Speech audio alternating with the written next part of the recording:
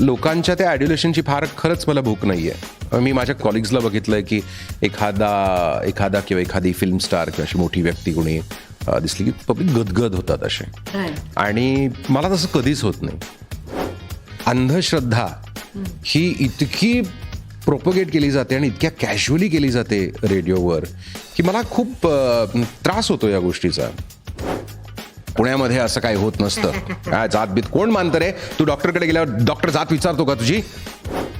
जेव्हा काही मंडळी म्हणतात जात काय, आम्ही नाही बाबा मानत बिनत, तसं नसतं. ते दॅट इज युअर मीडियम. प्रचंड सिरियस असं कॉन्व्हर्सेशन झालेलं आहे. नमस्कार मंडळी, मी रीमा सदाशिव अमरापूरकर मुक्काम पोस्ट मनोरंजनच्या या भागामध्ये तुमचं सगळ्यांचं स्वागत करते. ही आपल्या सीझन 2 ची सुरुवात आहे आणि सीझन 2 मध्ये आम्ही असं ठरवलेलं आहे की आपलं मनोरंजन करणारे पण प्रॉबेबली पडद्यावर न दिसणारी जी माणसं आहेत ना त्यांच्याशी गप्पा मारायच्या. ओके, सो पहिला जो इथे गेस्ट आहे, he is the one who actually glued me to the medium of audio. Okay, म्हणजे मी जेव्हा शिकत होते आणि मी एकटी राहत होते त्यावेळेला मी सकाळचं पहिलं लेक्चर बंक करायचे, लवकर घरी यायचे. दुपारी त्याचा दुपारचा शो असायचा, सकाळचा असायचा तेव्हा, आणि I use to listen to his audio. So let us all welcome the first guest of season 2, that is RJ Sangram. Hi Sangram. Hi, नमस्कार. सगळ्यांना मी आधीच सांगतो की सीझन 1 खरं खूप चांगला चालला आणि त्यातले जे काही प्रॉफिट झाले ते तिनं स्टॉक मार्केटमध्ये इन्व्हेस्ट केले. आणि म्हणून सीझन 2च्या पहिल्याच या मुलाखतीसाठी एकच माईक घेऊन आलेली आहे ती. नाही, मी असे संग्राम लांब गेला की नाही, तिच्या हातात आहे. आता माईक परत माझ्या हातात आलाय. पण संग्राम, असे सिक्रेट सगळ्यांना सांगायचे नसतंस. तू रेडिओवर अशी पोलखोल करतोस का? अगदी. मला तर खरं वाटतं की रेडिओचं माध्यम खूप इंटिमेट आहे आणि इंटिमसी म्हणजे सिक्रेट्स शेअर करायलाच हव्यात. इंटिमसी म्हणजे अशा काही सिक्रेट्स असल्या पाहिजेत ज्या फक्त आपल्यामध्ये आहेत, म्हणजे माझ्यात आणि माझ्या श्रोत्यामध्ये. तेव्हा I think secrets are very important आणि त्या शेअर करणं फार महत्त्वाचं असतं. मला आता एक सिक्रेट सांग की मी माझा जो काउच आहे तो तुझ्या काउचच्या थोडा अजून जवळ घेतो. So these are couch talks. Okay okay. So सकाळी सकाळी मला सांग संग्राम, ज्या वेळेला तू आर्जेंग सुरू केलंस, हां, सो त्यावेळेला ना आय वॉज व्हेरी कॉन्फिडंट की संग्राम असं कोणाचं नाव नसतं यार. संग्राम इज डेफिनेटली, जसं लेखक पेन नेम्स घेतात तसं तुझं टेकन नेम आहे. So tell us about your name. खरं तर माझंच नाव आहे संग्राम सुरेश खोपडे. पारंपरिकरित्या आपण वडिलांचं नाव लावतो. मला खरं तर ते बदलायचं आहे, पण पासपोर्ट ऑफिस तरी आता बरं आहे, पण इतर सरकारी ऑफिसेसमध्ये जाऊन नाव बदलायची हिंमत माझी होत नाही आहे की त्याला किती वेळ लागेल आणि किती कागद ते मागतील. पण संग्रामच माझं नाव आहे. माझ्या करिअरच्या सुरुवातीला एक गृहस्थ होता, निंदे खातर आपण त्याला आता आशुतोष म्हणूया. आणि त्याचं असं म्हणणं होतं की तो माझ्या रेडिओ स्टेशनचा तिथला बॉस होता की संग्राम हे नाव काही चांगलं नाहीये, तू ना सनी स्वतःला म्हण, म्हणजे खूप कूल वाचेल, you know, Sunny. Hi, I am Sunny. That is so 90s यार. That is so 90s. 2002ची गोष्ट. आणि मी ठरवलं नाही बाबा, आपलं आहे ना नाव आता, तर मग तेच वापरायचं. थँकफुली मी कसं बसं त्या लोकांना कन्व्हिन्स केलं, नाहीतर आजपर्यंत मी सनी वगैरे म्हणून तुम्हाला परिचित असतो. मग तू लक्षातही नसता राहिलास एवढा. I think your name has a lot to do with people remembering you. काय वाटेल ते, म्हणजे सिरियसली, म्हणजे इथं आम्ही घासायचं एवढं, इथं आम्ही एवढा रिसर्च करायचा, आम्ही अभ्यास करायचा, आम्ही वेगवेगळ्या गोष्टी तुमच्यासमोर आणायच्या, मांडायच्या, आम्ही रिस्क घ्यायची की हे बोलल्याने काही लोकांना ऑफेंड होईल, तरी पण मी बोलणार कारण हे महत्वाचं आहे. आणि सगळं क्रेडिट तुम्ही आमच्या आत्याला द्यायचं. सगळं क्रेडिट देत नाहीये रे. द फर्स्ट, म्हणजे असं अटेन्शन कॅचर म्हणतात ना, तसं the name is an attention catcher. ठीक आहे, म्हणून पहिला प्रश्न मी तुला तोच विचारला. पण मला सांग, तू इतके वर्ष हे करतोयस, राईट? आणि आजही जेव्हा when you are going on mic, on air, तेव्हा तो माईक ऑन करायच्या आधी व्हॉट इज युअर फर्स्ट किंवा व्हॉट इज युअर थॉट? कुठलाही वर्ल्ड क्लास जेव्हा, आणि हो, मी इथे स्वतःला वर्ल्ड क्लास म्हणून घेतो, यू आर परफॉर्मर असतो, मग तो स्पोर्ट्समध्ये असेल, परफॉर्मिंग आर्ट्समध्ये असेल, डॉक्टर असेल, इंजिनियर असेल, तर जे आपण ॲक्च्युअल जो आपला परफॉर्मन्स किंवा काम असतं ते सरावातून येतं. बरोबर. त्याची सगळी प्रॅक्टिस तुम्ही केलेली असते आणि मग you get muscle memory for things like that. त्यामुळे कुठल्याही मोठ्या रेसच्या आधी फार काही विचार तो ॲथलीट करत नसतो. आणि करत असेल तर मग त्याचा he can be thrown of his game. So they are also told की सगळा जो विचार करायचा तो सगळा करून झाला आहे आधी. आता this is the time to perform. त्यामुळे just go back to your muscle memory असं असतं. त्यामुळे असा काही विचार होत नसतो. पण अर्थात आता मला काय बोलायचं आहे त्याच गोष्टीचा मी विचार करत असतो की हा विषय आहे, ठीक आहे, याचा रिसर्च माझा झालेला आहे, काही नोट्स काढलेल्या आहेत. आणि मग बऱ्याच वेळा माझं बोलणं थोडं इतर रेडिओ जॉकीजपेक्षा वेगळं आहे. ते खूप फास्ट बोलतात, तसं मला बोलता येत नाही. सुरुवातीला मी बोलायचो, माध्यमात जेव्हा सुरुवात केली तेव्हा मी बोलायचो, पण मग मला ते कृत्रिम वाटायला लागलं. आणि मग नॅचरली कसं आपण बोलतो तसंच आपण बोलूया. आणि बोलता बोलता काय होतं ना की अनेक गोष्टी सुचत जातात. So any creative process, for example writing, एक लेखक जेव्हा म्हणतो की हा आता ती स्टोरी माझ्या डोक्यात फिट झाली, आता मी ती लिहिणार आहे, तर तसं होत नसतं. लिहितानाच ती स्टोरी डेव्हलप होत जात असते, इव्हॉल्व्ह होते. आणि मग तसंच बोलतानाही काही गोष्टी पटकन मला आठवतात. आपण हजरजबाबीपणा म्हणतो किंवा उत्स्फूर्तपणा म्हणतो, तो हाच की बोलता बोलता काहीतरी जे सुचतंय ते तुम्ही कसं मांडताय. त्यामुळे तोही काही फार विचार केलेला नसतो मी की एक्झॅक्टली काय काय बोलायचं आहे. त्यामुळे असं काही फार थॉट्स वगैरे नसतात.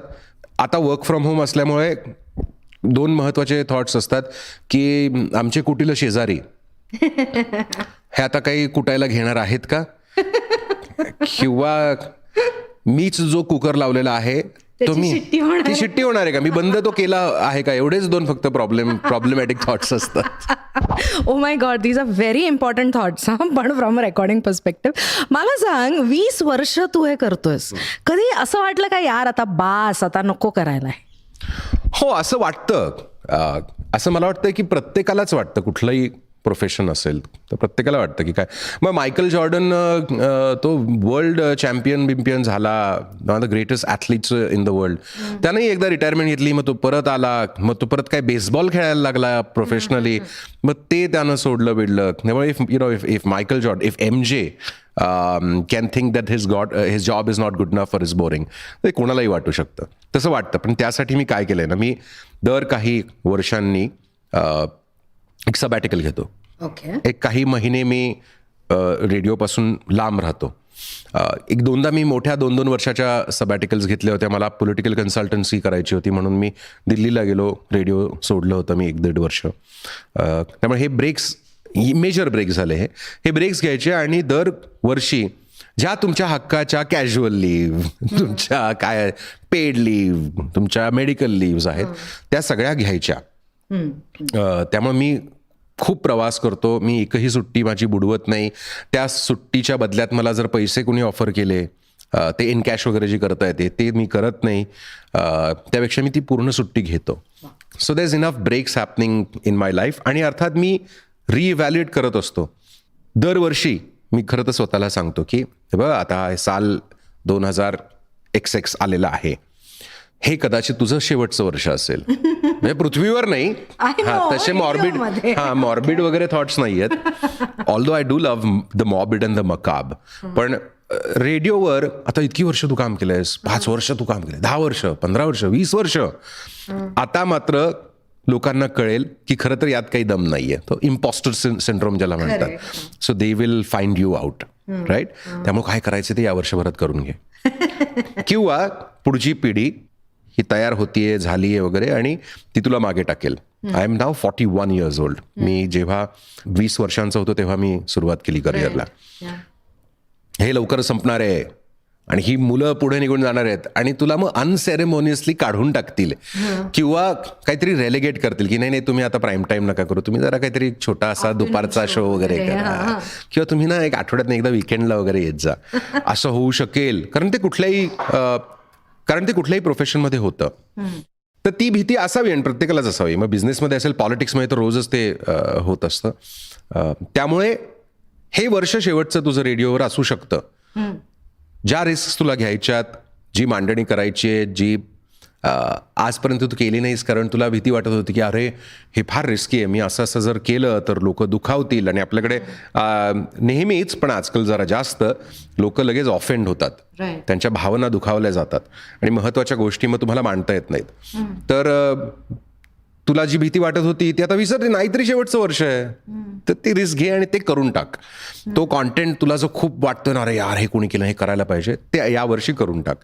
आणि प्लस या सगळ्यावरती मेटा थॉट असतो, तो म्हणजे अल्बियर कॅमू आणि सार्त्र आणि एक्झिस्टेन्शियलिस्ट सगळ्या फिलॉसॉफीचा, की एकंदरीतच हे शेवटचं वर्षही असू शकतं ना आयुष्याचंच. राईट, स्पेशली आफ्टर पॅन्डेमिक तर सगळ्यांना तसंच वाटतंय आता. तर त्यामुळे मग तर अजूनच काहीतरी मी केलं पाहिजे. त्यामुळे मला मग बोर होत नाही. त्यामुळे मला असं वाटत नाही की आता बास. मला असं वाटतं की आता बास ऑटोमॅटिकली होणारच आहे तुझं. तर त्यात आता काय वेगळं करायचं आहे, काय इंटरेस्टिंग करायचं आहे, त्यावर मी फोकस करतो. पण मग टाळ्यांसाठी लोक नाही आहेत आपल्याकडे. लो बजेट कार्यक्रम असल्यामुळे इथे ऑडियन्स नाहीये. अरे आम्ही साऊंड इफेक्टचे पैसे टाकता येतील का? बरं ऐक, तर मला सांग की you work in entertainment channels, okay, जे रेडिओ चॅनल्स आहेत. आत्ता तू म्हणालास की ज्या रिस्क घ्यायची आहे, जे बोलायचं आहे ऑन एअर ते बोलून टाक, राईट. पण मग कॉन्फ्लिक्ट होत असेल ना रे खूप, कारण so far as I know हे जे एंटरटेनमेंट रेडिओ FM चॅनल्स आहेत त्यांना हा डायरेक्टिव्ह असतो की तुम्ही फक्त एंटरटेनिंग बोलायचं. आणि जे काही मी तुझं ऑन अँड ऑफ पुण्यामध्ये मी जेव्हा येते तेव्हा मी ऐकते आता, त्याच्यामध्ये तू बऱ्यापैकी बरेच विषय कव्हर करतोस अदर दॅन एंटरटेनमेंट. सो ती कॉन्फ्लिक्ट तुझी सतत सुरू असेल ऑफिसमध्ये. खरं तर दोन गोष्टी आहेत. एक तर सध्याचं माझं जे चॅनल आहे आणि याच्या आधीचं सुद्धा, यात खूप अशी सुलझा हुआ वगैरे जी टीम म्हणतो आपण तशी होती. तुम्ही त्यांना एकदा कॉन्फिडन्स दिला की मी एखाद्या विषयावर, म्हणजे धर्मावर बोलणार आहे, मी जातीवर बोलणार आहे, मी पितृसत्तावर बोलणार आहे, पेट्रिआर्कीवर बोलणार आहे, असा कॅम्पेन करणार आहे.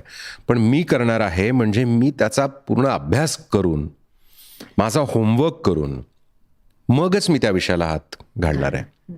असं जर आपण त्यांना कन्व्हिन्स केलं, आणि तुमचं ट्रॅक रेकॉर्ड असतं, तुमचं जे प्रोफेशनल कॅपिटल ज्याला आपण म्हणतो, ते प्रोफेशनल कॅपिटल तुम्ही क्रिएट केलेलं असतं.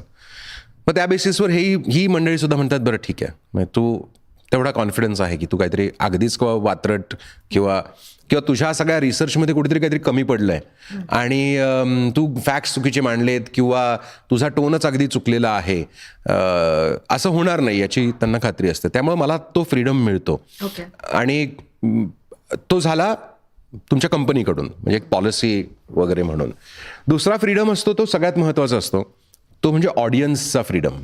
आपण आपल्या सगळ्या श्रोत्यांना किंवा टी व्हीच्या व्ह्युअर्सला किंवा वाचकांना खूप गृहीत धरतो. आपल्याकडे असं झालं की, आणि खरं तर जगभरच, की अरे नाही रे, हे नाही रे, पब्लिकला आवडणार नाही, हे मासी नाही आहे, मास लोकांना काय हवं आहे वगैरे, असं नसतं खरं तर. तुम्ही चांगला कॉन्टेंट जर दिला तर त्याला उत्कृष्ट प्रतिसाद मिळतो. फक्त पुण्यातूनच नाही, कारण एक सवय असते लोकांना की अरे पुण्याचं रसिक मायबाप वगैरे, असं काही नाही. सगळीकडेच चांगला ऑडियन्स आहे आणि चांगले विषय तुम्ही अभ्यासपूर्ण, आणि एक तुमचं इंटेन्शन काय. मग मी जेव्हा धर्मावर बोलतो आणि मी लोकांना सांगतो की मी नास्तिक आहे, मी बुद्धिप्रामाण्यवादी आहे, त्यामुळे मी नास्तिक आहे, तर अशा वेळी लोकांना ही खात्री पटलेली असते की हा फक्त माझ्या धर्माला सिंगल आउट करत नाहीये किंवा मला डिवचायला काही बोलत नाहीये, तो खरंच काहीतरी एक सामाजिक आणि फिलॉसॉफिकल प्रश्न मांडतोय. आणि तो सांगतोय की हे माझं म्हणणं असं आहे, याला माझा एव्हिडन्स हा असा आहे, माझा अभ्यास असा आहे, तुमचं म्हणणं काय. मग अशा वेळी ऑडियन्सकडनं सुद्धा ती मुभा मिळते. आणि एकदा ऑडियन्सने ऍक्सेप्ट केलं की मग दुसरं कोणी काही तुम्हाला फार बोलू शकत नाही. मग काय एखादं माध्यम किंवा एखादा माध्यमाचा मालक तुम्हाला म्हणेल जा इकडून तू, मी दुसरीकडे जाऊ शकेल, कारण मी माझा ऑडियन्स घेऊन जाईल. त्यामुळे तसा काही कॉन्फ्लिक्ट आजपर्यंत नाही आलेला. करेक्ट. मला सांग, तू म्हणालास की तू तुझा ऑडियन्स घेऊन जाशील. ओव्हर द इयर्स तू हा ऑडियन्स बिल्ड केलेला आहेस.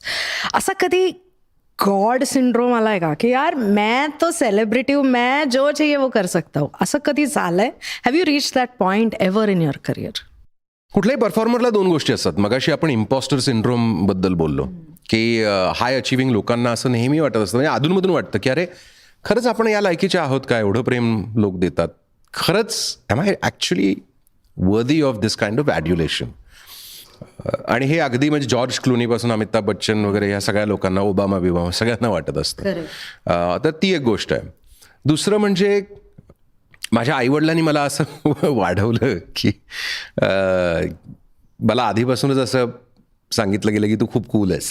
आणि ते जेव्हा तुम्हाला लहानपणी मिळतं तेव्हा त्याची तुम्हाला गरज मोठेपणी बाहेरच्या इतर लोकांकडून लागत नाही. राईट. त्यामुळं की कोणीतरी माझ्याकडे बघावं, मला चांगलं म्हणावं, असं फार नाही वाटत. अर्थात मी एखादा विनोद मारला आणि पब्लिक हसलंच नाही की मला थोडंसं अरे हे काय झालं, विनोद का फसला आणि मग खरंच चांगला होता का, आता ओके होता का, पीजे होता का काय, याचं मी ॲनालिसिस करत असतो. पण लोकांच्या त्या ॲड्युलेशनची फार खरंच मला भूक नाही आहे. मी माझ्या कॉलिग्सला बघितलं आहे की एखादा किंवा एखादी फिल्म स्टार किंवा अशी मोठी व्यक्ती कोणी दिसली की पब्लिक गदगद होतात असे. आणि मला तसं कधीच होत नाही. कोणीही व्यक्ती असू दे. मला पॉलिटिक्समध्ये खूप आवड आहे, पण पॉलिटिक्समध्ये सुद्धा मी जवळजवळ सगळ्या मोठ्या लोकांना भेटलेलो आहे, पण असं गदगद मला कधी वाटलेलं नाही आहे. कदाचित तो माझ्या पर्सनॅलिटीचा भाग आहे की मला ऑडियन्स हवा असतो. मला कोणी काय चांगलं नाही म्हटलं तरी काय फरक पडत नाही वगैरे असं अजिबात नाही आहे. मला माझ्या विनोदावर लोक हसली, आणि पुलंचं ते वाक्य नाही की शेकडो किंवा हजारोच्या संख्येने तुम्ही काहीतरी बोलताय आणि लोक हसतायत, टाळ्या वाजवतायत, यापेक्षा दुसरं काय, तर ते मला प्रचंड आवडतं. पण मला ते माझ्या विनोदावर तुम्ही हसावं असं वाटतं. तुम्हाला एखादा विनोद आवडतो म्हणून मी तो सांगणार जरी मला पटत नसेल तर, असं मला कधीच वाटत नाही. त्यामुळे दोन्ही गोष्टी आहेत की एक परफॉर्मर म्हणून तुम्हाला ती इन्सिक्युरिटी तर हवीच, त्याशिवाय तुम्ही मग पुढे जात नाही. मग तुम्ही त्याच कम्फर्ट झोनमध्ये राहता, नवीन ऑडियन्सेस तुम्ही गोळा करत नाही. आणि दुसरीकडे हेही आहे की मी खूप सेक्युअर आहे तसा in terms of my worth, who I am, and the kind of love that I have always gotten from my childhood. And that makes me very chilled out in that sense. So you haven't really had that thing की मैं तो बन चुका हूँ असं तुला चुका हो, मग तेच ना की मी लहानपणीच बन चुका था. या because that's what. So okay, that is cool. Okay, पण मला सांग, तू 20व्या वर्षी हे आर्जेइंग सुरू केलंस, आणि व्हॉट आय रिकॉल, कारण तेव्हा मी रेग्युलर लिस्नर होते तुझी, राईट, आणि बऱ्याच मुली फोन करायच्या तुला त्यावेळेला, अजूनही करत असतील आय एम शुअर. सो असा एखादी मुलगी लक्षात आहे का तुझ्या की यार क्या बात किया था फोन पे, क्या आवाज थी उसकी, वगैरे वगैरे वगैरे, असं एखादा अनुभव? इंग्रजीमध्ये एक छान म्हण आहे, do not kiss and tell. Okay. नाही, तेव्हा अर्थात गंमत वाटायची का, तुम्ही 20, 22, 25 वर्षांचे आहात आणि मुली फोन करतायत आणि मग तुम्ही त्यांना भेटताय, आणि मग इथे म्हणजे तू भेटायचास? ऑफकोर्स तू भेटायचास मुलींना? पण म्हणजे ऑफिसला वगैरे यायच्या का मुली भेटायला तुला? नाही. काय तरुणपणी किती गमती जमती या माध्यमामुळे आणि त्या माध्यमातून मिळालेल्या प्रेमामुळे झालेल्या असतील. बरं, मला सांग, ओव्हर द इयर्स तुला काय वाटतं की हाऊ हॅज आर्जेइंग चेंज्ड, म्हणजे evolved rather would be the correct word. How has it evolved over the years, not personally for you, in the industry overall? बापरे, फार सिरियस प्रश्न तू विचारलायस आणि जिव्हाळ्याचा प्रश्न आहे तू माझा. आता किस अँड टेलचे किस्से सांगत नाहीयेस म्हटल्यावर मग सिरियसच बोलूयात ना. असं झालं काय ना की सुरुवातीलाच रेडिओच्या सगळ्या या कंपन्यांनी ठरवलं की आपल्याला फक्त एंटरटेनमेंट करायची. अर्थात सरकारचं लायसन्सच आणि गाईडलाईन्स त्या प्रकारच्या होत्या, अजूनही आहेत. त्यामुळं मग आता नुसतंच एंटरटेनमेंट हवं म्हटल्यावर कुठल्या प्रकारची मंडळी आपण यात भरायची, काम करायला घ्यायची. तर cinema, cricket, T V serials, हलक्या फुलक्या गप्पा गोष्टी, आणि अर्थात म्युझिक आणि त्याच्या अवतीभोवतीचं ट्रिव्हिया, हे माहीत असणारीच मंडळी त्यांना हवी होती. त्यामुळं अत्यंत फ्लफी, सुंदर शब्द आहे अगदी, फ्लफी प्रकारचं कॉन्टेंट करणारी मंडळी आम्ही घेतली. त्यात काही अपवाद आहेत, पण मेजॉरिटी आय वुड से 90-95%. आणि मग त्यांनी तेच केलं पुढे जाऊन. त्यामुळे कॉन्टेंटचा जो दर्जा आहे ना, तो जवळजवळ तसाच राहिला. अगेन काही अपवाद आहेत, प्रत्येक शहरामध्ये एखाद दुसरी व्यक्ती अशी असते की ते काहीतरी वेगळं करतात, खासकर मोठ्या शहरांमध्ये, मुंबई, दिल्ली, चेन्नई, बेंगलुरू वगैरे, आणि पुणे अर्थात. तर पण ते सोडून इतर लोक मी बघतोय ते त्यातच अजून अडकून पडलेले आहेत ग. मग काहीतरी त्यांनी वेगळं वाचलंय, काही वेगळे मुद्दे मांडायचा प्रयत्न केलेला आहे. म्हणजे बघ ना की धर्म, जात, पितृसत्ता यापेक्षा महत्त्वाचं आपल्या समाजामध्ये काय आहे, म्हणजे प्रश्न कुठले आहेत मोठे? बरेच आहेत.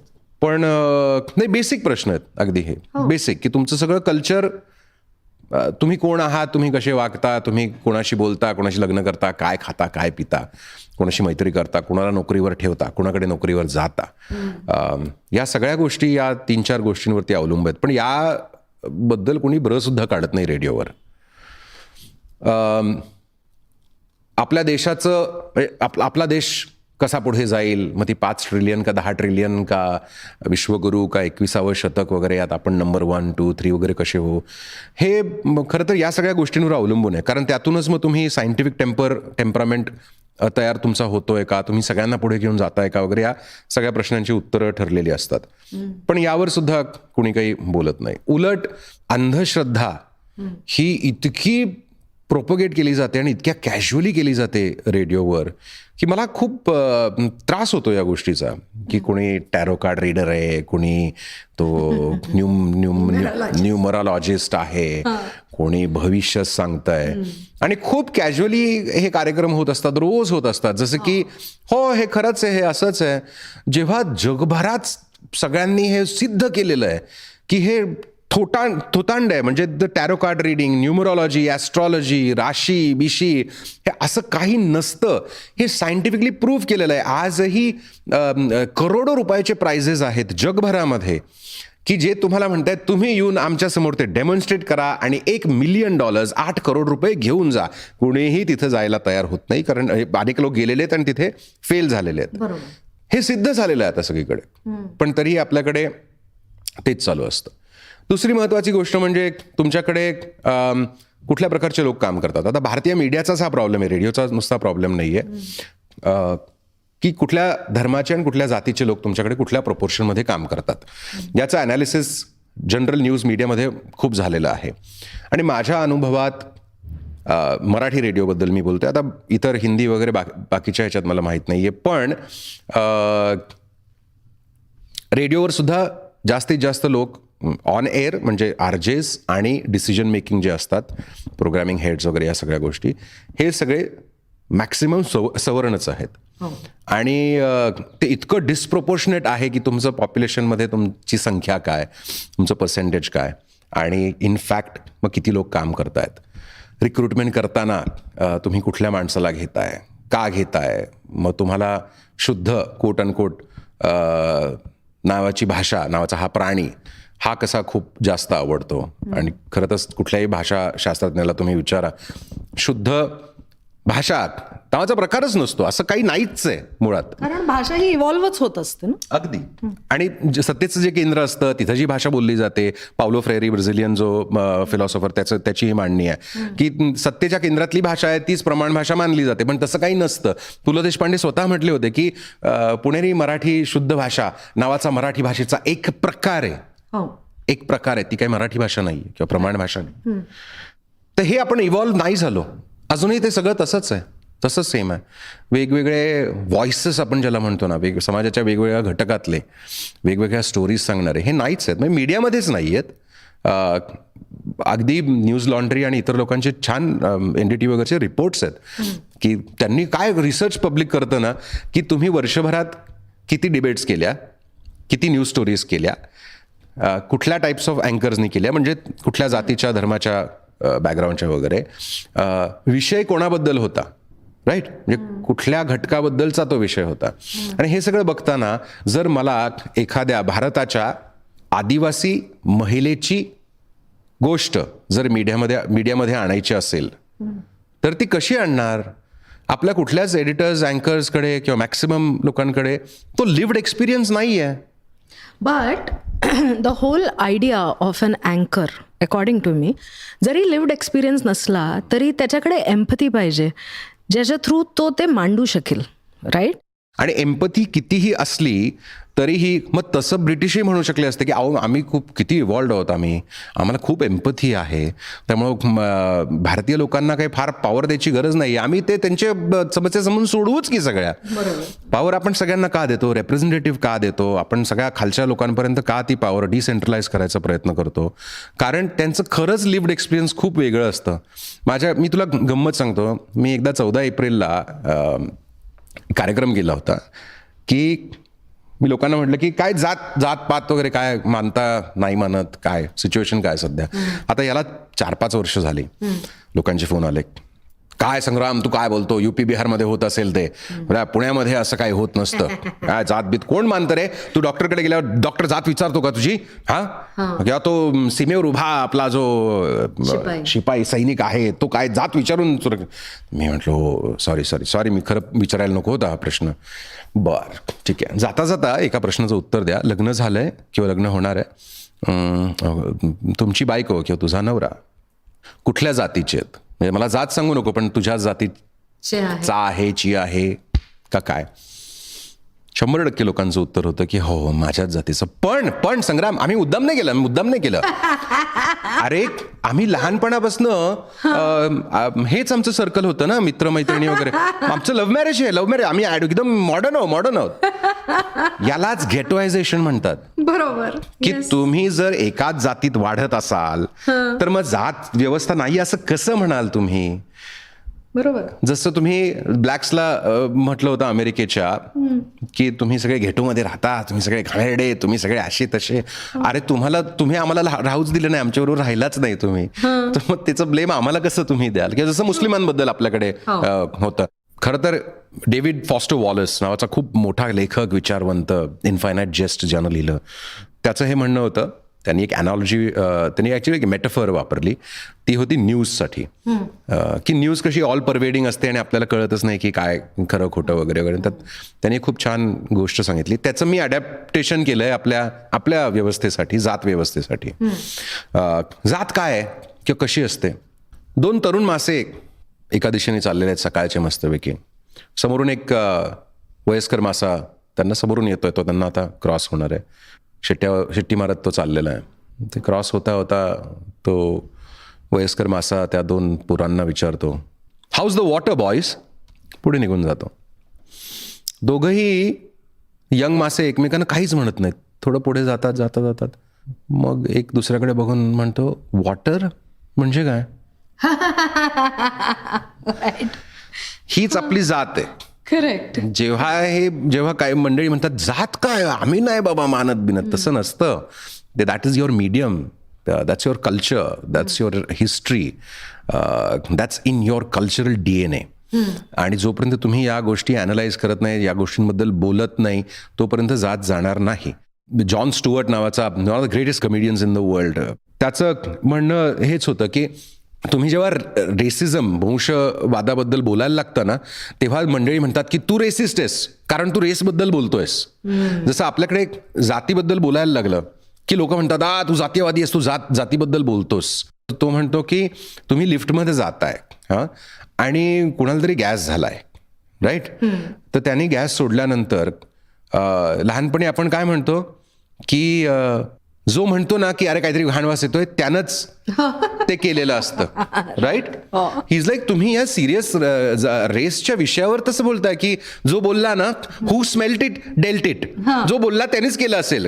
असं नसतं. आपल्याला हे विषय असे सोडता येणार नाहीत. आपल्याला नाकं मुरडून त्या लिफ्टमधनं आपण आयुष्याचा, समाजाचा जेव्हा प्रवास करतोय, आता हे जॉन स्टुअर्टचं नाही, आता ही माझी फिलॉसॉफी, की आपण जेव्हा त्या लिफ्टनी वर खाली जातोय तेव्हा आपल्याला नाकं मुरडून जस्ट प्रिटेंड करून की नाही सगळं अलबेल आहे, काही प्रॉब्लेम नाहीये, असं करून चालणार नाहीये. somebody has to talk about this thing. Very true.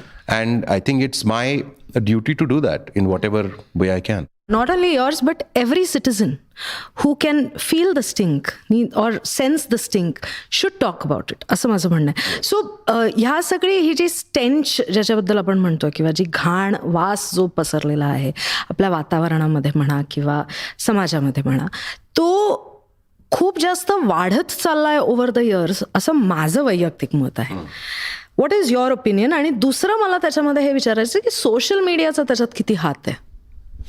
नाही, वाढत चाललाय ते हे फक्त तुझंच म्हणणं नाहीये किंवा माझंच म्हणणं नाहीये. खरं तर ॲल्विन टॉफलर सारख्या लोकांनी 70s 80s मध्ये लिहून ठेवलं होतं की जसा प्रोग्रेस होईल तसं आपण जास्त ट्रायबल होत जाऊ. कारण जग इतक्या फास्ट बदलतंय आणि त्या बदलाचा रेटही वाढत चाललेला आहे. त्या जोरात सगळं बदलत असताना तुम्हाला काहीतरी अनचेंजिंग धरून ठेवावं वाटतं, कवटाळून ठेवावं वाटतं. मग काय असतं, सगळ्यात जवळचं तुमची जात असते, म्हणजे ती तुमची ट्राईब असते आणि ते जास्त वाढत जाणार आहे. त्यामुळे एक तर टेक्नॉलॉजिकल प्रोग्रेस, सोशल प्रोग्रेस आणि चेंज हा कारणीभूत आहे. दुसरं आहे की सोशल मीडियामुळे फेक न्यूज प्रचंड प्रमाणात शेअर करता येते. त्याच्यावर फॅक्ट चेकिंग नंतर जरी झालं तरी ती वेळ निघून गेलेली असते आणि लोकांच्या ते लक्षातही येत नाही. So that definitely is there. आणि जगभरातच राईट विंग गव्हर्नमेंट्सचा एक काळ हा हे दशक, मागचं जे दशक होतं ते होतं असं सगळे म्हणतात. ठिकठिकाणी धर्म आणि रेस, वंशवाद यावरची आस्था, याचं पॉलिटिक्स प्रचंड वाढलं. मग ते इटलीमध्ये असेल, फ्रान्समध्ये असेल, टर्कीमध्ये असेल, अमेरिकेमध्ये असेल आणि भारतात असेल, असं सगळीकडे हे खूप वाढलंय असं हे निश्चित आहे, हे दिसतंय सगळ्यांना. So that's true. म्हणजे सोशल मीडिया एक गोष्ट आहे, पण मुळातच मला वाटतं की आपण अनेक लोक आपल्यापैकी किंवा काही लोक आपल्यापैकी यांच्या सरफेस खाली या सगळ्या गोष्टी म्हणजे जातीयवाद, धर्मांधता आणि या सगळ्या ज्या प्रांतवाद फॅसिस्ट ज्या टेंडन्सीज आहेत या आधीपासून होत्याच. आता जरा सोशल मीडिया आणि इतर कारणांमुळे त्यांना ते ओपनली बोलता येत आहे. फॅन्टॅस्टिक. मग प्रचंड सिरियस असं कॉन्व्हर्सेशन झालेलं आहे. So coming down from that प्रचंड उतरंड, let's come down to something on a lighter note. मला सांग की जर तुला राजा केला जगाचा, की तुला जे हवंय ते होईल यार, तू फक्त म्हण, तर what are the 3 things that you will do? खरं I know what your saying, I know what the question is, I understand that. पण तरी राजा ही कॉन्सेप्टच मला मुळात पटत नाही. हे जे राजा ऑल पॉवरफुल, ऑल परवेसिव्ह असं, म्हणजे मीच असावं जळी स्थळी काष्टी पाषाणी. नाही रे, तू एकाच ठिकाणी असणार. पण तू जे म्हणशील, माझ्या ऑर्डर सगळ्या जाव्यात सगळीकडे. करेक्ट. तर काय, तर 3 गोष्टी काय करशील जगात, अख्ख्या जगात बरं का, फक्त भारत नाही. म्हणजे ब्रह्मांडात? ब्रह्मांड नाही, फक्त पृथ्वीवर. पृथ्वी. एवढ्या पण पॉवर्स नाही दिलेल्या मी तुला. 3 गोष्टी काय करीन मी? म्हणजे जादू काही करू शकतो का? सायंटिफिकली जे पॉसिबल आहे ते सगळं करू शकतोस ना. अच्छा, म्हणजे physically actually within the laws of physics. Yes, जादू पण कर, काही प्रॉब्लेम नाही. नाही, within the laws of physics मी असेल तर मी फरमान काढेन एकतर की आपली शिक्षण पद्धती बदलायची. त्यात खूप रिसर्च झालेला आहे, खूप विद्वान लोकांनी, मी तर अगदीच अडाणी आहे, विद्वान लोकांनी काम केलेलं आहे. पण बेसिकली मला खरंच काय बघायला आवडेल ना, एकतर की सायंटिफिक टेम्पर, जवाहरलाल नेहरू ज्याबद्दल बोलले होते 1947 मध्ये, राईट. बुद्धिप्रामाण्यवाद, क्युरिओसिटी, प्रश्न विचारायची सवय आणि सूट अर्थात. पण हे किती विरोधाभासी आहे की मी राजा आहे आणि मी तुम्हाला फरमान काढून सूट देतो. अरे, विद्यार्थ्यांना शाळेत वर्गात सूट देतोस तू. या गोष्टींवरतीचा फोकस. आणि मी आता जय हिंद जेव्हा म्हणतो, जय हिंद म्हणतो मी, अर्थात म्हणतो, जय महाराष्ट्रही म्हणतो, त्याला जोडून जय जगत सुद्धा म्हणतो. की मग तो अमेरिकन असो, चीनी असो, पाकिस्तानी असो, आणखी कुठला आईसलंडचा असो, तो माणूसच आहे. आणि तो माझ्यापेक्षा वाईट किंवा माझ्यापेक्षा खूप चांगला वगैरे असं काही नाही. आपण सगळे अगदी सेम आहोत. आणि हे सुद्धा विज्ञानानं सिद्ध केलेलं आहे की आपण सगळे आफ्रिकेतल्या त्या एका ट्राईबमधून, आणि असं म्हणतात की त्या एका आईपासून जन्मलेले सगळे पुढे हे आहोत. आणि हे तुम्ही कुठेही, तुम्हाला विश्वास बसत नसेल तर याचं वाचन करावं, डार्विनचा सिद्धांत वाचावा, नंतर झालेला रिसर्च वाचावा. त्यामुळे ती फिलिंग की मी काहीतरी ग्रेट आहे, मी म्हणजे माझी जात, माझा धर्म, माझं राज्य, माझं किंवा माझं शहर, माझं राज्य, माझा देश, सुप्रीमसी जी फिलिंग आहे, किंवा याची गरज तरी का भासावी की आपल्याला जे सारखं आपण म्हणतो की आपण विश्वगुरू होणार, विश्वगुरू होणार. अरे कशाला, म्हणजे आपण सगळ्यात ग्रेट होणार, असं कसं होऊ शकेल की आपणच ग्रेट? आणि का व्हावं आपणच ग्रेट? मग आपल्यामध्ये काही म्हणजे आपण काही वेगळ्या स्पीशीजचे आहोत का? अमेरिकन आणि आपण इक्वल का होऊ शकत नाही? आपण आणि पाकिस्तानी एकाच पानावर, Y can be all be on the same page? Politics वगैरे त्या सगळ्या गोष्टी दूर राहू द्या. आणि डिफरंट ऍस्पेक्ट इज की जर आम्ही विश्वगुरू होणार याचा अर्थ तुम्ही आत्ता नाही आहात. आत्ता का नाही आहात, का नाही आता, याची चिकित्सा झाली पाहिजे. त्यामुळे आय थिंक बुद्धिप्रामाण्यवाद आणि त्याला जोडीला म्हणजे ज्याला आपण ह्युमनिझम म्हणतो, की सगळेच पृथ्वीवरचे सगळेच माझ्यासाठी आहेत महत्वाचे आणि सारखे आहेत अगदी, काहीच फरक नाही आहे आमच्यामध्ये, आणि मग त्याला बुद्धिप्रामाण्यवादाची जोड दिली तर मग खरा प्रोग्रेस होऊ शकतो. त्याशिवाय नाही होऊ शकत. म्हणजे त्याशिवाय तुम्ही बघ ना, कुठलाही देश घेतो, आपण म्हणतो की भारत सोने की चिडिया, सोने की चिडिया. हो, आपण तेव्हा होतो, पण तेव्हा होतो म्हणजे तेव्हा जगच लोअर मिडल क्लास होतं. बरोबर. ओके, आपण लोअर मिडल क्लासमध्ये आपण समजा नंबर 1 होतो, पण औद्योगिक क्रांतीनंतर जी संपत्ती जगातल्या देशांनी कमवली आणि वर्ल्ड इकॉनॉमीची झाली ती हायर मिडल क्लासची झाली. त्यामुळे आपली ती संपत्ती तेव्हाची आत्ताची नाही कम्पेअर करू शकत. बरोबर. जी खरी संपत्ती आली ती कशामुळे आली? ती आली सायंटिफिक टेम्परमुळे. आणि जे देश त्यात पुढे होते ते युद्ध जिंकायचे, ते ट्रेड वॉर जिंकायचे, आणि त्यांनी तिथून मालमत्ता सगळी कमवली. त्यामुळे आपण सारखंच जर त्यातच फसून राहिलो की आम्ही एकेकाळी होतो, सगळ्यात नंबर 1 होतो, याला काहीच अर्थ नाही आहे. आणि नंबर 1 का असावं? सगळ्यांनी सेम का असू नये? तर असं मला काहीतरी जादू करून सगळ्यांना हे पटवून द्यायला आवडेल. पण at the same time me Voltaire आणि त्या सगळ्या ट्रेडिशनमधला असल्यामुळे मी म्हणतोय ते लोकांनी ऐकलंच पाहिजे, यावरही माझा विश्वास नाही. फक्त ऍक्च्युली तेच म्हणणार होते की तू हे विचार कसे बदलशील. विचार बदलणं is a beyond physics task, isn't it? हो, नाही, विचार लोकांचे कसे बदलायचे म्हणजे कधी कधी वाटतं की मग आता आपण फक्त लहान मुलांवरतीच फोकस करूया. म्हणजे आयते ते मिळतील आपल्याला असे क्ले सारखे, आणि त्यांना मॉडेल करूया. बहुपत्नीत्वाचं प्रमाण भारतामध्ये हिंदूंमध्ये सुद्धा तेवढंच आहे. डेफिनेटली आहे. I know people who have multi. And it's not just in numbers. तुम्ही म्हणाल की नाही पण आपली मेजॉरिटी आहे त्यामुळे जास्त प्रमाणे काय, ते पर्सेंटेजमध्येच आहे, टोटल तुमच्या पर्सेंटेजमध्ये. बरं, इथे याच्याही पुढे जाऊन सेक्स रेशिओ जो असतो, 1000 मुलांमागे किती मुली आहेत तुमच्या या लोकसंख्येमध्ये, मुस्लिम्समध्ये तो सेक्स रेशो हेल्दी आहे, चांगला आहे, जास्त मुली आहे, पॉझिटिव्ह आहे. म्हणजे अगदी पॉझिटिव्ह नाही आहे, पण 1000 मागे काहीतरी 900, आता एक्झॅक्ट आकडा आठवत नाही, पण 940 वगैरे जो असेल, आणि जे भारतात म्हणजे ओव्हरऑल देशाचं नॅशनल ॲव्हरेज पेक्षा जास्त आहे. कारण NFHS प्रमाणे आता नॅशनल ॲव्हरेज आपलं 918ला आलेलं आहे, आत्ता लेटेस्ट आलेलं आहे. हो, तर या सगळ्या गोष्टी का मग लोकांपर्यंत पोहोचत नाहीत? का लोकांना कोणी ओरडून सांगत नाही?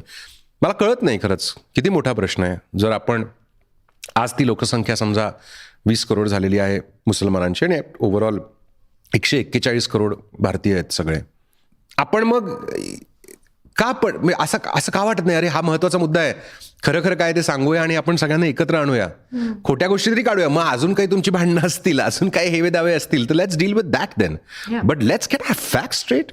And that's the minimum I think that we owe to the people. आणि यासाठी एकच करा, तुम्ही धर्मगुरूंकडून राजकीय ज्ञान घेऊ नका, आणि राजकीय गुरूंकडून तुम्ही धार्मिक ज्ञान घेऊ नका. म्हणजे तुला सगळंच उखडून असं टाकून द्यायचं आहे असा याचा अर्थ होतो. कारण सध्याची जी स्थिती आहे त्याच्यामध्ये राजकारण आणि धर्म they have become like synonymous, practically synonymous, right? So पाकिस्तानने ते केलं. त्याचे सगळे, Pakistan is a failed state. अगदी पूर्णपणे गेले अनेक वर्ष तो फेल झालेला आहे पूर्णपणे. तो एक्सपेरिमेंट असतो, देश म्हणून टिकेल नाही टिकेल हा प्रश्न उभा राहिलेला आहे जगासमोर. आणि कशामुळे? तर त्यांनी ती चॉईस केली होती सुरुवातीलाच. बरोबर. पण एवढं मोठं एक्झाम्पल आपल्या शेजारीच असताना आणि आपल्या काय म्हणूयात भाऊबंदकीतलं असतानाही आपण त्याच वाटेने चाललोय in a way, right? So या पॉडकास्टच्या अँकरचा पत्ता आमच्या वेबसाईटवर घरचा पत्ता आम्ही देणार आहोत. नाही, माझ्या घरचा पत्ता ज्यांना हवा आहे त्यांना सहज मिळू शकतो. पण हे माझंही मत आहे की we are going that way आणि nobody is thinking about it, right? म्हणजे आय रिमेंबर जेव्हा पहिल्यांदा XYZ सरकार निवडून आलं तेव्हा जे मला अत्यंत प्रोग्रेसिव्ह वाटायचे ती माणसं पण म्हणा, अरे ठीक आहे ना, ते पैसे खातात ना, आपण पण खाऊ ना, त्यानिमित्ताने पैसे तर कमावू. सो म्हणजे मला हे लॉजिकच माझ्या कळण्याच्या पलीकडचं होतं. सो ओव्हरऑल ही जी वेल्थ डिस्पॅरिटी झालेली, आय एम शुअर तू एवढा रिसर्च केला so you must have thought about that as well. So wealth डिस्पॅरिटी जेव्हा तू इंटरॅक्ट करतोस लोकांशी, जेव्हा तू बोलतोस, रेडिओवर कॉलर्स येत असतील, where do you see us going when it comes to this disparity? I'm an optimist because there's no other way to live. म्हणजे Sartre आणि कामू यांचे जे महत्त्वाचे प्रश्न आहेत की the basic and the most important philosophical question that every man म्हणजे व्यक्ती, आता ते त्या काळात मॅन म्हणायचे म्हणून एक्झॅक्टली तोच शब्द येतो, is why should I not commit suicide. मग आयुष्य अवघड आहे, किती प्रॉब्लेम्स होत असतात. You spoke about a divorce in your life. I been through the same thing. अवघड असतात या गोष्टी. रोजच्या गोष्टी असतात, करिअर असतं, करिअरमधली मारामारी असते, लोक तुम्हाला ॲप्रिशिएट करत नाही, तुम्हाला नेहमी वाटतं की चला हे जर यांना खरंच माझी जर हे कळली असते ना आज कुठच्या कुठं, सगळ्यांनाच वाटतं असं. खूप प्रॉब्लेम्स असतात, कोणी आजारी पडतं, जवळची मंडळी मरतात, अचानक जातात, मग अर्थच नाही आहे आयुष्याला. मग सार्त्र, कॅम्यू आणि या सगळ्या फिलॉसॉफर्सचं म्हणणं आहे की तुम्ही अर्थ, विक्टर फ्रँकलही म्हणतो, तुम्ही काहीतरी अर्थ त्या जीवनाला द्यायला पाहिजे, नाही तर तुम्ही सुसाईड करा किंवा मग अगदी चंगळवादाकडे जा. जर तुमच्याकडे तेवढे काही पैसे बिसे असतील, कमवून ठेवले असतील लोकांनी, तर मग तुम्ही काय चिल करा, एन्जॉय करा वगैरे. मग त्यामुळे मी जेव्हा याच्याकडे बघतो तेव्हा मी म्हणतो की which is why I am a realist but an optimist. I am an optimist because then there is just no other way to live. पण अर्थात मी प्रचंड रिअलिस्ट सुद्धा आहे आणि मी असं कधीच म्हणत नाही की अरे जो भी होगा अच्छा ही होगा, असं कधीच नसतं. किंवा तुम अच्छा करोगे तो अच्छा ही मिलेगा, ज्याला जस्ट वर्ल्ड फॅलसी म्हणतात, असं काही नसतं. कोणी बसलेलं नसतं इथं अकाउंटंट वगैरे की बाबा संग्रामने काय केलं, चला त्यात खाते पुस्तकात लिहून ठेवूया, जमा बाजू इथं, त्याने का वाईट केलं की खर्च बाजूमध्ये हे मांडलं, असं काही नसतं. But I realise that the only biological imperative you have is the propagation of the gene. म्हणजे तुम्हाला मुलं झाली आणि ती जगली की तुमचं काम झालं, हे हेच आहे, ह्याच्या पलीकडे काही दुसरं नसतं. पण कारण आपण इव्हॉल्व्ह झालेलो आहोत, आपण आता फक्त ॲनिमल किंगडममध्ये नाही आहोत, तर अशा वेळी मी म्हणू शकतो मला मुलं नाही आहेत आणि मी आणि बायकोने ठरवलं की आम्हाला मुलं नको आहेत. पण तरीही ह्या जगातलं प्रत्येक मूल, मग ते कुठल्याही म्हणजे फक्त माझ्या बहिणीची मुलं किंवा हिच्या बहिणीची मुलगी नाही, तर जगातली सगळी मुलं म्हणजे ही स्पीशीज साठी आपल्या परीनं काय होईल ना ते आपण करत राहायचं.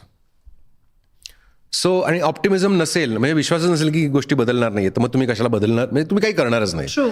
त्यामुळे ते कदाचित ॲक्च्युअल ऑप्टिमिझम असेल किंवा हा उधारीवरचा आशावाद असेल किंवा उसनं अवसान म्हणतो ना आपण, तेही असेल. पण त्यातून आहे ते ऑप्टिमिझम माझं तयार होतं आणि ते ऑप्टिमिझम घेऊन मी पुढे जातो की हो होईल रे, बदल घडू शकेल. आणि घडलेलं आहे ना, म्हणजे असं नाही आहे की 1947 आपण कुठे होतो आणि आपण आज कुठे पोचलो आहे. 47 माणसं पटापट मरायची. The life expectancy was I think some 35 years or something, 35-40. आणि आज 70-75 तो झालेला आहे. अडाणी होतो आपण, खूप अवघड परिस्थिती होती, तरी काय कामं केली या सगळ्यांनी. मग पटेल असतील, नेहरू, गांधी ऑफकोर्स, ह्या सगळ्या मंडळींनी, नंतर इंदिरा गांधी, खूप मोठी आव्हानं झेलली, पेलली, सामोरे गेले आणि काहीतरी खूप मोठं केलं त्यांनी. मग सो आय एम ऑप्टिमिस्ट की things can happen. But I tell my self की तू जर नाही केलंस तर कदाचित ते नाही होणार. तू म्हणजे मी काय ग्रेट आहे म्हणून नाही, पण प्रत्येकानंच हे सांगितलं पाहिजे की अरे मी माझ्या वाट्याला जे आलेलं आहे तेवढं करायलाच पाहिजे आणि मी नाही केलं. If not you then who, and if not now then Wien.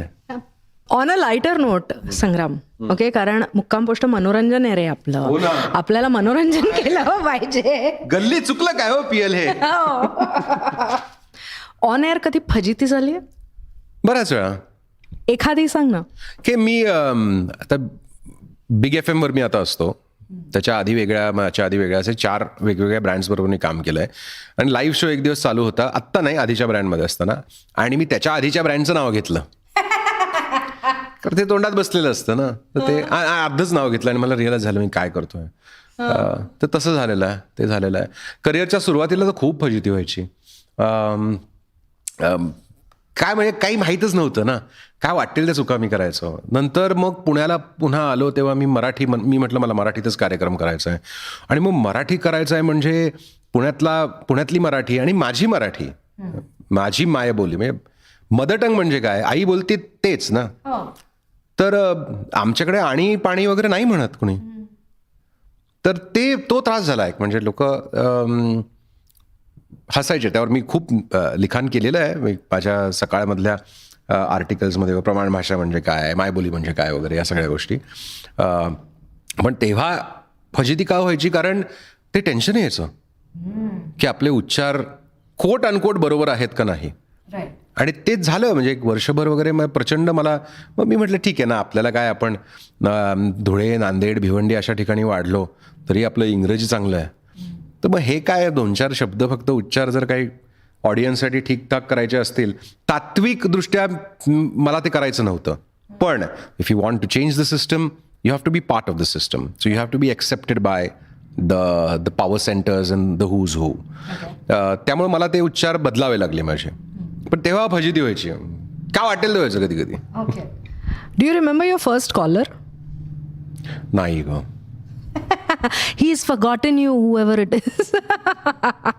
Anyways, मला सांग, मुली तर तुझ्यावर फिदा होत्या, म्हणजे आजही असतील, ज्या ऐकत असतील रोज तुझा शो. मी आता ऐकत नाही तर मी म्हणले असते मी पण फिदा आहे. पण मुली तर तुझ्यावर, तेच इथे म्हणून ना, मी नसते इथे म्हणून मी ऐकत नाही. या मी इथे आता नसते पुण्यात म्हणून मी ऐकत नाही. ओके, सो मला सांग की जेव्हा अशा मुली फुल फिदा होऊन हे करायच्या तेव्हा असं एम्बॅरेसिंग वाटायचं का रे? नाही. You enjoyed it, right? Which man doesn't enjoy female adulation or adulation of the sex, opposite or otherwise, that they are attracted to? But anything awkward that you remember की यार I can't handle this anymore? नाही, असं काहीच नाही. ओ my God. अरे लाजे खातर तरी म्हण, तुझी बायको ऐकत असते. नाही, पण नाहीच ना. बायकोला मी पहिल्यांदा कसं भेटलो माहिती आहे का, आमचे म्युच्युअल फ्रेंड्स आहेत. रेडिओ स्टेशनला माझा मुंबईत मी काम करत असताना को होस्ट, ती त्याची मैत्रीण होती. आणि ती एक दिवस आली स्टुडिओला काहीतरी हे भेटायला त्याला. तो स्टुडिओतनं बाहेर गेला, मी स्टुडिओमध्येच होतो. बाहेर तिला भेटला आणि तो म्हटला, अगं तुझ्यासाठी एक सरप्राईज आहे, आज स्टुडिओमध्ये जा. ती आत आली आणि मी आत बसलेलो होतो. That's fine, that's not a surprise. त्या दिवशी नेमकी माझी पॅन्ट स्टुडिओच्या त्या एका खेळ्याला अडकून फाटली होती टार्गनं. मग मी म्हटलं हे फाटलेलं घालून ऑड दिसतं, मी पॅन्ट काढून चड्डीत बसतो, कारण को होस्ट माझा मेल होता, त्याला काही अडचण नव्हती, त्यामुळे मी चड्डीत बसलो होतो. आणि बारस्टूल टाईप ती खुर्ची होती स्टुडिओमधली, त्याच्यावर मी असा बसलेलो आहे. Please tell me she didn't think this was the surprise. So that was my co-host, legendary broadcaster called Jaggu from Mumbai. तो म्हटला, अरे सरप्राईज, मस्त आहे, जा बघ. आणि शी सॉ दॅट. आणि तिने ते मला बघितलं आणि त्याच्यानंतर लगेच 6 वर्षांनी ती माझ्या प्रेमात पडली. म्हणजे 6 वर्षांनी? त्या शॉकमधनं बाहेर यायला तिला 6 वर्ष लागली. Okay, so who proposed first? असं काही नव्हतं. I think we both immediately we realise that we immediately म्हणजे 6 वर्षानंतर. 6 वर्षांनी. ओके. बरं, आता coming to rapid fire. Okay, तुझा फेवरेट कलर? ब्लू आवडतो मला, त्यातल्यात black blue. Favourite food? Lavender पण आवडतो ॲक्च्युली. ओके. फेवरेट फूड मला बायकोने केलेले मासे, चिकन, मटन प्रचंड. Your favourite book? अरे बापरे, दॅट टू मेनी टू से यार. पण एनी वन? एनी वन, प्रत्येक जॉनरामधले तुला सांगतो. अगदी थ्रिलर वगैरे मेनस्ट्रीम असेल तर anything by Michael Crichton and Mario Puzo. क्लासिक्समध्ये असेल तर Ernest Hemingway of course, some of Shakespeare. मराठीमधलं Pu La Deshpande, Acharya Atre, M Scott Peck मला खूप आवडतो. सार्त्र आणि कॅमिओ तर अर्थातच. आणि लेटेस्ट मध्ये I don't know. It's okay. You have taken enough names. It's okay. Show off लोकांना वाटलं वेळेला काय हे काय विचार- अभ्यास करतो यार, अभ्यास माणूस म्हणजे. शेवटी ना अभ्यास केल्याशिवाय काय खरं नाही. Okay, your favourite film? हो अगेन टू मेनी. पण आत्ता फॉरेस्ट गंप पुन्हा बघितला कारण लालसिंग चड्डा आला होता. Forrest Gump is amazing. Saving Private Ryan, what an amazing. The Godfather series. अरे हिंदी मधला एखादा सांग ना. हो लेटेस्ट मंथन नावाचा सिनेमा 30 वर्षांपूर्वी आलेला. बरं, फेवरेट ऍक्टर? विक्रम गोखले प्रचंड मला त्यांचं काम आवडतं.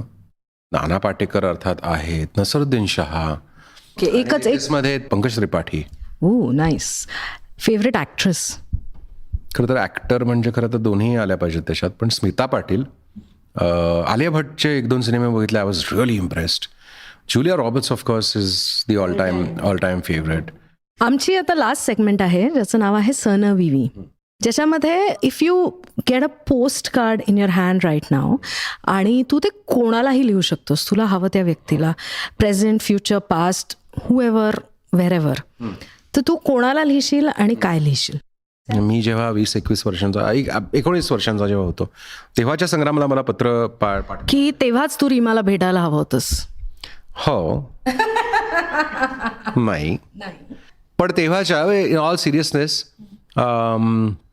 I just want to tell my 21 or 19-year-old that it's going to be fine. You're going to be fine. Nice. That's the shortest and the sweetest message you could give yourself. So, खूप मजा आली. 2 ते stock सांगतोय ते घेऊन ठेव. चालेल Sangram, I be in touch with you for that. बरं, सो आपण भरपूर गप्पा मारलेल्या आहेत. एरवी जो सगळ्यांना बोलतं करतो आणि तोही स्वतः खूप बोलतो ऑन एअर, त्याच्याशी मी बोलली आहे आणि I have tried to keep up with him. So तुम्ही सगळे हे ऐका आणि सांगा कसं वाटलं. आणि संग्रामला जर आपल्याला परत बोलवायचं असेल तरी आम्हाला कमेंट्समध्ये सांगा आणि तुमचे प्रश्न कळवा, म्हणजे मग मी त्याला ते प्रश्न विचारीन. Okay, thank you so much Sangram for sparing your time and your thoughts आणि giving us a hope, an optimistic thought to carry our day forward. Thank you so much.